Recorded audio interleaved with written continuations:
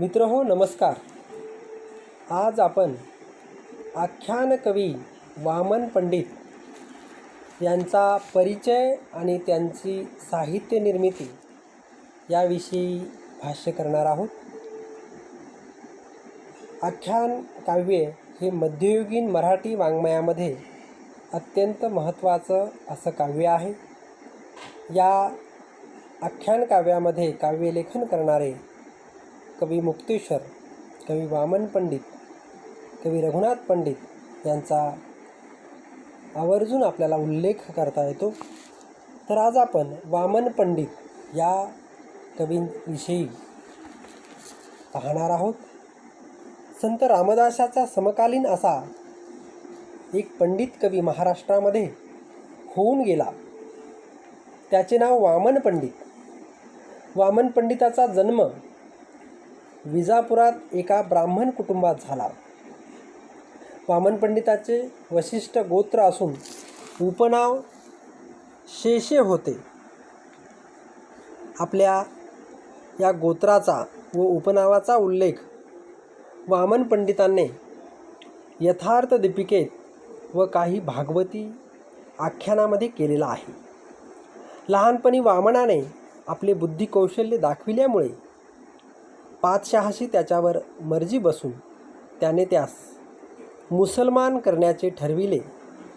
हे वामनाला कळताच त्याने आपल्या पत्नीसह विजापूर सोडले व तो काशीला आला. तेथे त्याने वेदाचे अध्ययन केले व वादविवाद करत विजयपत्रे घेत वामन पंडित परत दक्षिणेमध्ये आला. दक्षिणेत आल्यावर वामनाची प्रथम भेट समर्थ रामदासाशी पडली व रामदासाच्या सूचनेवरून हा मलयाचल पर्वतावर आला आणि परंतु ब्रह्मसाक्षात्कार तिथं काय होईना म्हणून तो निराश झाला आणि निराश होऊन पर्वतावरून देहपतन करण्याचा निश्चय त्याने केला. पण त्यावेळी तेथे त्याला यतीचं दर्शन झालं असं म्हटलं जातं. व या यतीने पूर्वी भृगु ऋषीने पढविलेली भार्गव वारुणी ही विद्या जी आहे ही वामनास दिली आणि हा प्रसंग वामनाने त्याच्या निगमसार या ग्रंथामध्ये विस्ताराने सांगितलेला आहे. वामनाने निगमसार हा ग्रंथ शके 1595 लिहिलेला आहे. वामनाचा काल या ग्रंथामुळे निश्चित करण्यास आपल्याला एक पुरावा सापडतो. कारण निगमसार लिहिण्यापूर्वी थोडे दिवस अगोदर हा गुरु उपदेशाचा प्रसंग घडून आला असावा असं दिसते. भार्गव वारुणी विद्या देणारे यती कोण याबद्दल मतभेद आहेत. हे यती म्हणजे साक्षात भगवंत होते असे वादा ओक यांनी मत मांडलेलं असून हे मत मान्य होण्यासारखं आहे. म्हणजे होण्यासारखं नाही असंही म्हटलं जातं. दुसरे मत श्री यती सच्चिदानंद यती असून शृंगेरी पीठाचे शंकराचार्य होते आणि वामन पंडिताच्या कालावधीत सच्चिदानंद हे शृंगेरीचे शंकराचार्य होते आणि वामन पंडिताने दिलेल्या सच्चिदानंद या नावाने या शंकराचार्याशी जुळणारे साम्य सच्चिदानंद यतीच्या भगव्या वस्त्राचे शिखारहित मस्तकाचे वर्णन करून त्याचे नाव शंकराचार्य आहे असे वामन पंडित सांगतात. तेथे ती एक मानवी व्यक्ती असून शृंगारपीठाचे शंकराचार्य आहेत असे मानण्यास काही हरकत नाही. या गुरु उपदेशानंतर वामन पंडित करवीर नगरीस म्हणजे आताचं कोल्हापूर या ठिकाणी काही काळ राहिले. तेथे वास्तव्य असताना नामसुद्धा हे प्रकरण कोल्हापूरच्या देवीच्या देवळात त्यांनी लिहिले. त्यानंतर जवळच असलेल्या शिगाव कोरेगाव या वारणा काठावरील गावी वामन पंडित जाऊन राहिले. या ठिकाणी नारायणाच्या देवळात त्यांनी यथार्थ दीपिका हा ग्रंथ लिहिला. निगमसार व इतर ग्रंथाची रचना याच गावी वामन पंडितांनी केली. पुढे तीर्थयात्रा करीत ते वाईजवळ गुरेघर येथे आले व तेथे ते समाधिस्थ झाले. वामन पंडिताच्या विश्वात्मक गोसावी या शिष्याने वाईपासून 4 मैलावर कृष्णतीरी भोगाव येथे वामन पंडिताची समाधी बांधली असून शिगाव कोरेगाव येथे त्याच्या त्यांच्या पादुकांची स्थापना करून वृंदावनही बांधलेलं आहे. वामन पंडिताच्या या चरित्राविषयक माहितीला पूरक असं संशोधन अलीकडे नांदेडचे संशोधक श्री कानोले यांनी केलं आणि त्यांच्या मताप्रमाणे वामन पंडिताचे उपनाव शेष हे असून हे घराणे मूळचे नांदेडचे होय. शके 1500 पासून शेष घराण्याचे वास्तव्य नांदेड येथे आहे आणि या काळात त्यांना नांदेड व वसमत येथील वृत्ती चालू होती. या शेष घराण्याचा संबंध आदिलशहाशी निगडीत आहे. हा संबंध लक्षात घेता वामनाचे बालपण विजापुरास गेल्याची शक्यता आहे. हे शेष घराणे न्याय, राजकारण, वेदांत इत्यादी शास्त्रात संस्कृत विद्येत पारंगत असणारे ख्यात कीर्तक घराणे होते आणि वामन पंडिताने शेवटी संन्यास घेतला होता व एका परवान्यात म्हणजे नंतर निवृत्त होऊन ईश्वर चिंतन करणारा असा उल्लेख वामन पंडिताबद्दल आढळतो. म्हणजेच वामनाने संन्यास घेतला असावा हे स्पष्ट आपणाला. वामन पंडिताचा जन्म व निर्वाणशक. वामन पंडिताचा निश्चित जन्मशक माहीत नाही. कैलासवासी ओक यांनी विजापुराहून वामन पंडित विद्याभ्यासासाठी काशीस गेले व त्यावेळी त्यांचे वय 20 ते 25 वर्षाच्या दरम्यान असावे असा तर्क केलेला आहे. वामन पंडित दक्षिणेत आले त्यावेळी ते 40 वर्षाचे असावे आणि शके 1566 हा रामदास व वामन यांच्या भेटीचा काळ प्रसिद्ध असल्याने त्यावेळी वामन पंडित 40 वर्षाचे असावे. तसेच त्यांना गुरुउपदेश शके 1592 झाला त्यावेळी त्यांचे वय 62 वर्षाचे असावे. इत्यादी मालिकेवरून वामन पंडिताचा जन्मशक 1525 ते 1530 या दरम्यान की ओक यांनी ठरविलेला आहे आणि वामन पंडिताचा निर्वाणशक 1617 हा असल्याने वामन पंडिताची एकंदर हयात 90-91 वर्षाची होती अशी अनेकांनी म्हणजे ओकांनी कालगणना केलेली आहे. वामनाचं अनेकत्व कशा प्रकारचं आपल्याला स्पष्ट करता येतं बघा, की काही जणांनी वामन 5 होते, वामन 2 होते असंही मतं मांडलेली आहेत. आणि म्हणून वामन पंडित एक की अनेक होऊन गेले याविषयी अनेक विद्वानांनी चर्चा केलेली आहे. या प्रश्नावर मोठा वाद झालेला आहे. कैलासवासी राजवाडे यांनी यथार्थ दीपाकार वामन व वामनस्वामी रामदासी असे 2 वामन होऊन गेल्याचे एका लेखात मांडले आहे. तर कैलासवासी आजगावकर यांनीही यथार्थ दीपिकार वशिष्ठ गोत्री वामन व शांडिल्य गोत्री यमक्या वामन असे 2 वामन होऊन गेले असे मत मांडलेले आहे. तर कैलासवासी भिडे यांनी तर 1 यथार्थ दीपिकार वामन, 2 वशिष्ठ गोत्री वामन आणि 3 शांडिल्य गोत्री वामन आणि 4 शृंगारप्रिय वामन आणि 5 यमक्या वामन असे 5 वामन पंडित होऊन गेल्याची मत मांडलेले आहे. हे एका वामन पंडिताचे अनेक वामन कसे निर्माण झाले याची कारणे पाहिली असता आपणास असे दिसून येते की यथार्थ दीपिका सारख्या वेदांत लिहिणारा कवी शृंगारिक काव्य लिहिणार नाही अशी विद्वानाची समजूत झाली व वामन पंडिताच्या शिगाव कोरेगाव येथील एक समाधी व भोगाव येथे असलेली दुसरी समाधी भीष्मयुद्ध या वामनी प्रकरणात लक्ष्मी नृसिंह यांच्या चरणास वंदन केले असून शांडिल्य गोत्राचा उल्लेख करण्यात आला आहे. यामुळे मूळ वामन कोण व कोणत्या गोत्राचा व त्याचे ग्रंथ कोणते असे प्रश्न वामन पंडिताच्या बाबतीत निर्माण झाले. वामन पंडितांनी आपल्या गुरु उपदेशाचा प्रसंग यथार्थ दीपिका, अनुभूतिलेश, सिद्धांत विजय, कर्मतत्व या ग्रंथात वर्णन केला असून आपले गोत्र वशिष्ठ व शेष हे नाव याचा उल्लेख त्यांनी केलेला आहे. यथार्थ दीपिकासारखा वेदांतपर व भक्तिप्रधान ग्रंथ पाहून राधा भुजंग, राधा विलास, रासक्रीडा असा शृंगारिक प्रकरणाची रचना या वामनाच्या हातून होणार नाही अशी समजूत करून घेऊन 2 पंडितांची कल्पना करण्यात आली. पण या दोन्ही प्रकरणातील वर्णन साम्य व भाषा साम्य पाहिले असता ही प्रकरणे सर्व एका वामनाचीच ठरतात. यातील अनुप्रासात्मक वर्णरचना अलौकिकाला लौकिक स्वरूप देण्याची पद्धती, षटतंतू, अलंकार, सुवर्ण इत्यादी ठराविक दृष्टांत, मंगलाचरणात येणाऱ्या आख्यानाचा सारांश हे वामनी काव्याचे सर्वसाधारण विशेष आध्यात्मिक व शृंगारिक प्रकरणातूनही दिसून येतात.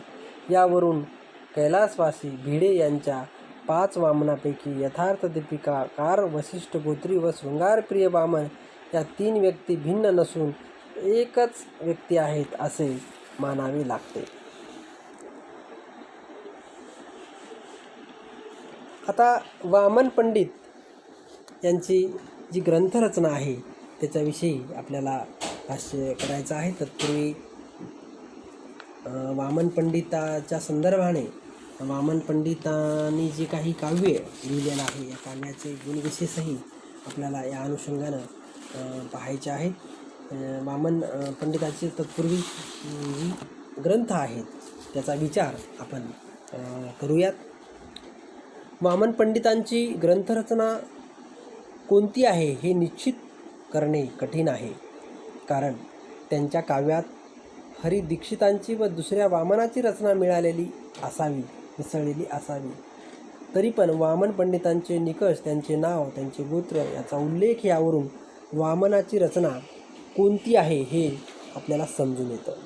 वामन पंडितांनी आपल्या गुरुउपदेशाच्या प्रसंगाचे वर्णन निगमसार, यथार्थ दीपिका व गीता समश्लोकी, अनुभूतिलेश, सिद्धांत विजय व कर्मतत्व या ग्रंथात केलेली असून यात शेष या नावाचा व वसिष्ठ गोत्राचा उल्लेख केलेला असल्याने हे सर्व ग्रंथ वामनाचेच आहेत हे स्पष्ट होते. वामनाची संपूर्ण वैशिष्ट्ये अनेक प्रकरणात दिसून येतात. या दृष्टीने रसानुकूल, नादवती, अनुप्रासादात्मक, वर्णन रचना असे काही विशेष वामन पंडिताच्या साहित्याचे रामायण व भागवतातील पौराणिक प्रकरणे वामन पंडिताचीच आहेत हे आपल्या लक्षात येतं.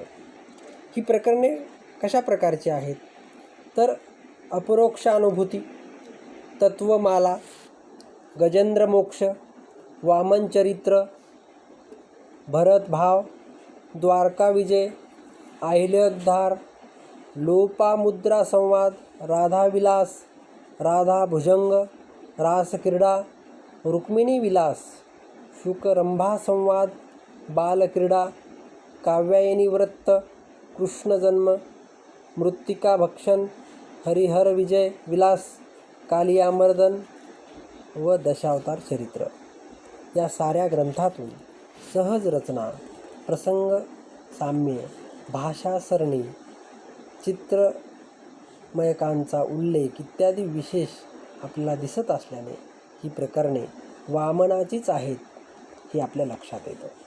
राधाविलास, राधाभुजंग व रासक्रीडा इत्यादी शृंगारिक रचना करतानाही वामनाचे भक्तिप्रवण मन व पांडित्य ही आपल्याला दिसते.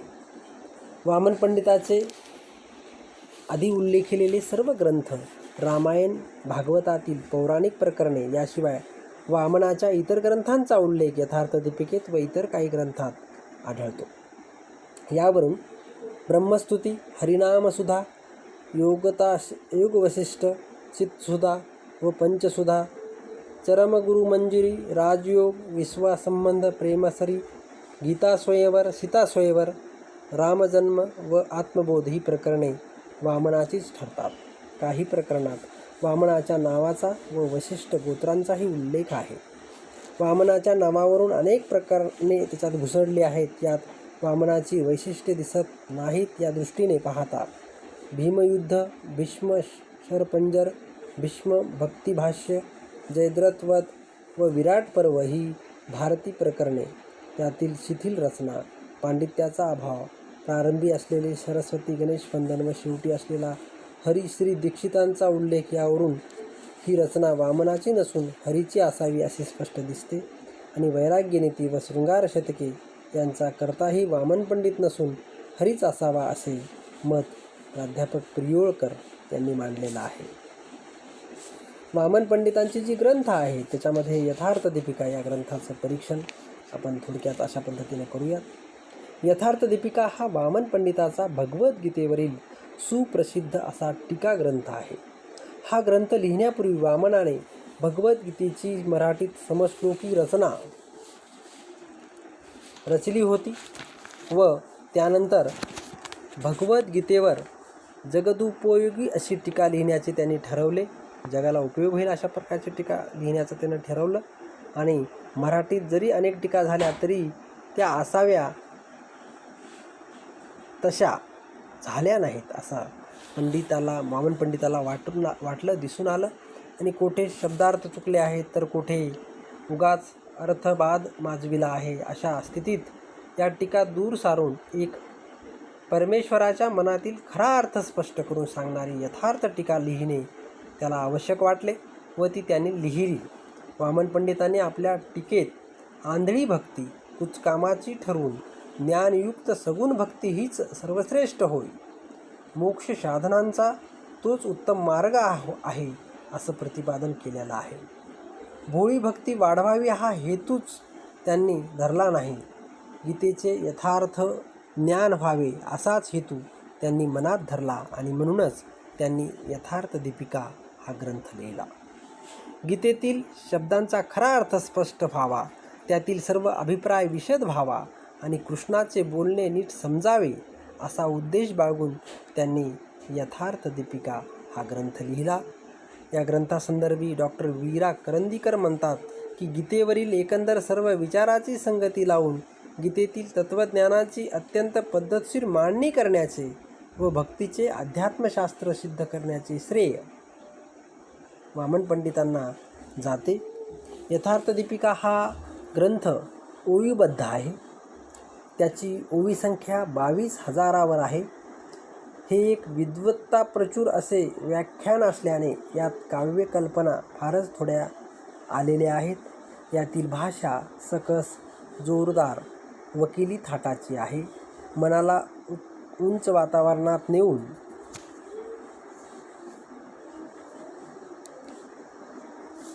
रंजन करणारे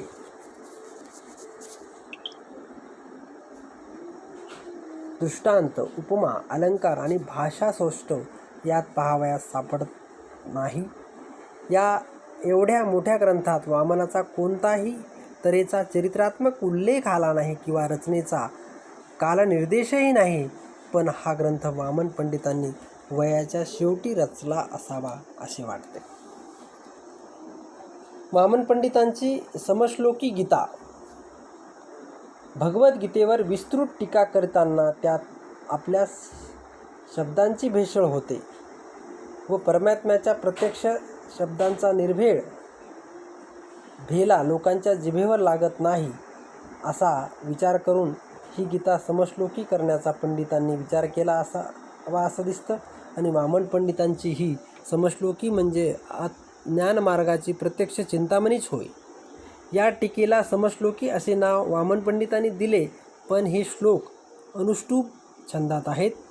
याची धाटणी रामदासी थाटाची आहे व पंडिताचे भाषा नैपुण्यही विशेष असल्यामुळे ही टीका फार उत्कृष्ट उतरली आहे. यात प्रत्येक अध्यायाला उपोद्घात व उपसंहार जोडला आहे.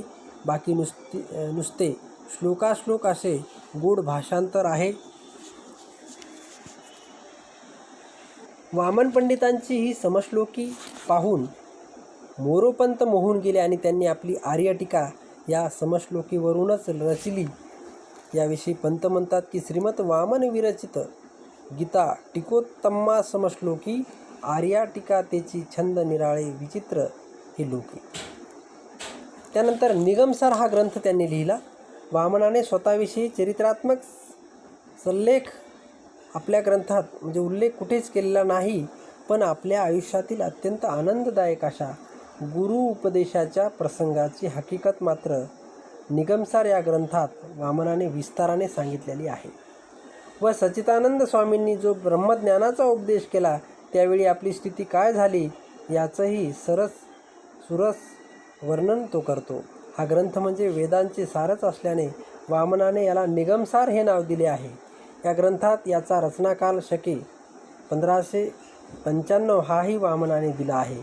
आणि या ग्रंथाविषयी वामन म्हणतो, ग्रंथ हा निगमसार, शुद्ध थोडे अर्थ फार, कृपे करून याचा विचार करावा संती.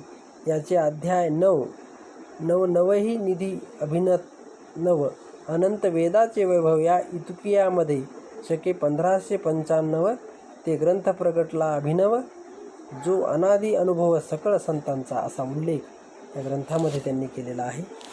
त्यानंतर अपरोक्षानुभूती हा ग्रंथ मूळ शंकराचार्याचा आहे, पण त्यांनी ही समश्लोकी टीका वामनाने केली आहे आणि मोक्षसिद्धीसाठी आपण हा ग्रंथ करीत आहोत असे वामनाने यात सांगितलेला आहे. त्यानंतर वामन पंडितांच्या ज्या काही वेणुसुधा त्यांनी लिहिल्या, चितसुधा, प्रियसुधा, नामसुधा, वनसुधा आणि वेणुसुधा व गिरणावसुधा. वामनाने पंचसुधा लिहिण्याचा दास विश्रामधामात आत्माराम स्वामींनी उल्लेख केलेला आहे. तेव्हा नामसुधा, वनसुधा, वेणुसुधा या 3 प्रसिद्ध सुधा व भागवतातील सरस व हृदय प्रसंगाच्या इतर 2 अशा पंचसुधा वामनाने रचलेल्या दिसतात. याशिवाय भगवद्गीतेरूप सागराचे मंथन करून काढलेली गीतार्णव सुधा यांचाही समावेश या पंचसुधात केलेला आहे. चितसुधा यामध्ये चितस्वरूप जे परब्रह्म यांच्या स्वरूपाचे वर्णन केले आहे आणि प्रियसुधा काव्याच्या द्वारे त्यांनी गिरा नामक आपल्या भार्येला उपदेश केला आहे. प्राणीमात्रा स्वात्मा प्रिय आहे व तदितर वस्तू सुखकारक असल्या तरी त्याला प्रिय असतात, असा उपदेश वामन पंडितांनी प्रियसुधा या काव्यात केला आहे. आणि यामुळे या काव्याला प्रियसुधा हे नाव वामन पंडितांनी दिले आहे. वनसुधा यात श्रीकृष्णाने गोपजनासह वनात क्रीडा केली ती वर्णिलेली असून ती सुधेसारखी मधुर आहे, म्हणून याला वनसुधा हे नाव दिले आहे. यात अधासूर व बकासूर याचा वध केल्याचे वर्णन केलेलं आहे. श्रीकृष्ण मधुबनामध्ये वेणू वाजवित असता त्याचा अमृततुल्य मधुर ध्वनी ऐकून सर्व विश्व मोहित झाले. या कथेला वेणुसुधा हे नाव दिले. आणि नामसुधा यात अमृत जसे मनुष्याला मरणापासून सोडविते, तसे भगवंताचे नामरूपी अमृत संसार चक्रापासून सोडविते, असे भगवत धर्माचे महात्म्य यात आज म्हणजे त्याची कथा दिलेली आहे आणि ती वर्णन केलेली आहे. गीतार्णव सुधा म्हणजे भगवत गीतारूप सागराचे मंथन करून काढलेली सुधा, म्हणून सुधा म्हणजे अमृत. या प्रकरणाला गीतार्णव सुधा असे नाव दिले आहे. या प्रकरणात गीतेतील मुख्य मतांचा समावेश केलेला आहे. त्यानंतर तत्वमाला नावाचा ग्रंथ वामन पंडित यांनी लिहिला. या प्रकरणात सकल तत्वाच्या मालईचे वर्णन त्यांनी केलेलं आहे. याला तत्वमाला हे नाव त्यानं दिलं. आणि साख्यशास्त्र प्रणेता जो सुप्रसिद्ध कालिदास त्याने आपल्या भ्रातेला देवहूतीला प्रकृतीने विकार जो 24 तत्वे व पुरुष धरून एकंदर 25 तत्वे सांगितली आहेत, त्याचे निरूपण या प्रकरणात वामन पंडितांनी केले आहे. आणि म्हणून पुरुष, प्रकृती, महत, अहंकार, तन्मात्रा, एकादशेंद्रिये व स्थूल भूते याचे वर्णन यात आहे.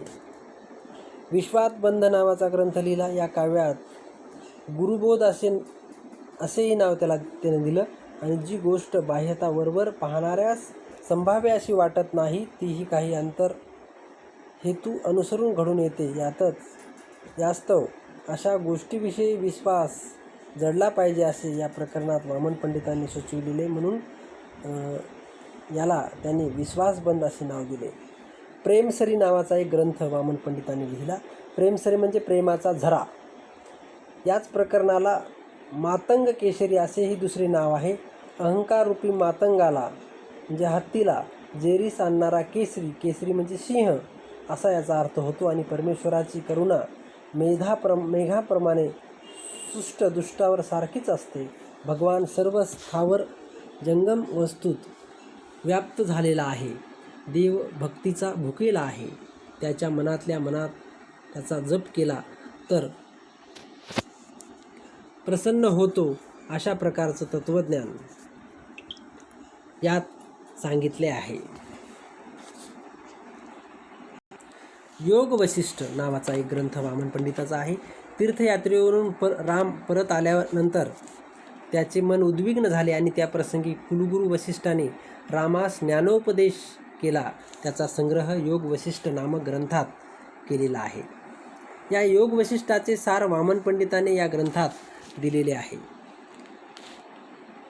चरमगुरु मंजिरी. चरमगुरु म्हणजे अखेरचा गुरु असा परमेश्वर हा आपणास जे आत्मज्ञान देतो, यासच चरमगुरु मंजिरी म्हणजे मोहर मंजिरी असे नाव देण्यात आलेले आहे. या प्रकरणात वेदांताविषयी एक भाग आलेला आहे. कर्मतत्व. या प्रकरणाचे 8 अध्याय आहेत. प्रत्येक अध्यायातील विषयाचा उल्लेख पंडितांनी त्या अध्यायाच्या शेवटच्या श्लोकात केलेला आहे. पहिल्या अध्यायात फलतत्व, दुसऱ्या अध्यायात तत्व, तिसऱ्यात भोगतत्व, चौथ्यात भोक्तृतत्व, पाचव्यात अमरतत्व, सहाव्यात वेदतत्व, सातव्यात जीवतत्व व 8व्या अध्यायात अनुभवतत्व असे या 8 अध्यायातील विषय आहेत. या ग्रंथात वामन पंडितांनी अद्वैत मताची आवड व भक्ती यास अनुसरून तत्वविचार मांडलेला आहे. त्यानंतर राजयोग नावाचा एक वेदांतविषयक प्रकरण ग्रंथ त्यांचा आहे. या प्रकरणात आत्मसंयमनाच्या पद्धती व चित्तवृत्तीचा निरोध करण्याचे मार्ग सांगितलेले असून अशा प्रकारे वागून जे लोक परमेश्वराच्या ठिकाणी मन प्रेमपूर्वक स्थिर करतात त्यांना राजयोगरूपी ऐश्वर्याचा अनुभव येतो व त्यांनाच परमेश्वराची ओळख पटते असे तत्त्वज्ञान यात सांगितलेले आहे. आता वामन पंडितांनी जी काही स्फुट प्रकरणे लिहिलेली आहेत, वामन पंडितांनी भागवताप्रमाणेच रामायणातील 5-7 आख्यानावर स्फुट रचना केलेली आहे. पंडिताच्या अंगच्या विद्वत्तेमुळे व कवित्वामुळे या सर्व प्रकरणात काही गोड पद्ये आलेली आहेत. मात्र कृष्णकथेत जी बहार आढळते ती रामायणातील प्रकरणात कुठेच आढळत नाही. गजेंद्र मोक्षासारखे लहानसे प्रकरण पण ते वामनाने इतके गोड गायलेले आहे की त्यातले प्रत्येक श्लोक कानात गुणगुणत राहतात. ब्रह्मस्तुती. या प्रकरणात ब्रह्मदेवाने श्रीकृष्णाचे सामर्थ्य पाहण्यासाठी सर्व गोवत्सात व गोप बालकास चोरून नेले, पण तितक्याचीच रूपे धारण करून श्रीकृष्णाने गोकुळातील व्यवहार यथापूर्ण चालविला होता. तेव्हा ब्रह्मदेव शरण येऊन त्याची स्तुती करू लागला. अशा तऱ्हेचे कथानक यात आहे. हा ग्रंथ माधुर्य व प्रसाद याचे माहेरघरच असून भक्तिरसाने ओथंबलेला आहे. यातील वर्णने उत्कट असून आत्मविचारासारखा जरी कठीण विषय आहे तरी भाषा सोपी गोड आहे. हरिविलास यात कृष्णाने कालियाचे मर्दन केले तो प्रसंग वर्णिलेला असून वामनाच्या रसाळ काव्यापैकी ते एक काव्य आहे. या प्रकरणाप्रमाणेच राधाविलास, राधाभुजंग, रासक्रीडा अशी वामनाची प्रकरणे शृंगार रसाने भिजलेली असल्यामुळे ही प्रकरणे यथार्थ दीपिकाकार वामनाची नसून निराळ्या वामनाची आहे अशी काही विद्वानांची विचारसरणी होती. मात्र या प्रकरणातही मुख्य हेतू परमेश्वर चरित्र वर्णनाचाच आहे. हे सर्व प्रकरणे फार हृदयंगम आहेत, याचे तेज विशेष आहे. यातील शब्दरचनेची माधुरी अलौकिक आहे, यात संशय नाही. यातील शब्दांची निवड आणि त्यांची श्लोकात केलेली जडण पाहून चित्त वेधून जाते. वामनी प्रकरणातील हे गोड श्लोक वाचले म्हणजे या मानवी नसून याच्या मुखाने सरस्वती देवीच बोलते आहे असे वाटते. वामन पंडिताची जशी शब्दरचना तशी त्याची वर्णनशैलीही फार मार्मिक आहे. श्लोकातल्या अर्थाला व त्या वर्णनाच्या प्रसंगाला साजेल अशीच वृत्ताची योजना वामन पंडितांनी आपल्या करून काव्याला विशेष मोहकता आणलेली आहे. राधाविलास, राधाभुजंग या प्रकरणातला उघडा व भीमत्स शृंगार पाहून मनाला खंत वाटते, पण त्यामुळे त्यातील पद्याच्या रचना चातुर्याचे व वर्णनाच्या हातोटीचे कौतुक वाटते. या काव्यात केव्हा भक्तिरसाचा तर केव्हा वत्सल रसाचा तर केव्हा करुण शृंगाराचा तर केव्हा अद्भुताचा उत्कट मिलाप करून त्यात वेदांताचा प्रवाह सोडलेला आहे. श्रीकृष्णाच्या अनेक क्रीडांची वर्णने फारच मनोवेधक केलेली आहेत. यातील अनेक शब्द असे आहेत की ते आपोआपच तेथे सहज येत बसल्यासारखे वाटतात. सृष्टीचे वर्णन वाचताना त्या स्थळी आपण स्वतः उभे असून तो देखावा आपण डोळ्यांनी आपल्या पाहत आहोत असे वाचकाला वाटते. या प्रकरणात काही जणांच्या मनोविलासाचे, तरुणी च्या आतुरतेचे व स्त्रियांच्या अलौकिक स्वाभाविक अशा मत्सरी स्वभावाचे वर्णन पाहावयास सापडते. हे सर्व वर्णन इतके सरस उतरले आहेत की वाचित असता मन प्रसन्न होते. हेच प्रकरण काय, पण वामन पंडिताची सगळी स्फुट प्रकरणे अशी गोड व अपूर्व अशा प्रकारची आहेत. वामन पंडिताच्या कवित्वाचा मनोरम विशेष म्हणजे शब्दचित्रे रेखाटण्याचे किंवा शुभोक्तीचे त्याचे कसब हा होय. वस्तू पाहून हुबेहूब उभी करणे ती वस्तू हा वामनाचा खास विशेष आहे. प्रसंग चित्रणात कल्पनाची भर, रेखीव वर्णनाची भर घालून भावना फुलून रसाला अत्यंत पोषक अशी वृत्तरचना करून वामन पंडित कवित्व विलास प्रकट करतात. रासक्रीडा उत्सवातील कृष्णलीलाचे वर्णन याचे उदाहरण म्हणून दाखवता येईल. सौंदर्य दृष्टीने प्रसंगाची निवड करणे आणि कलात्मकतेने त्याची सजावट करणे हे दोन्ही ज्या ठिकाणी साधले तेथे वामन पंडिताचा सुश्लोक रसिकांचे चित्त वेधून घेतो.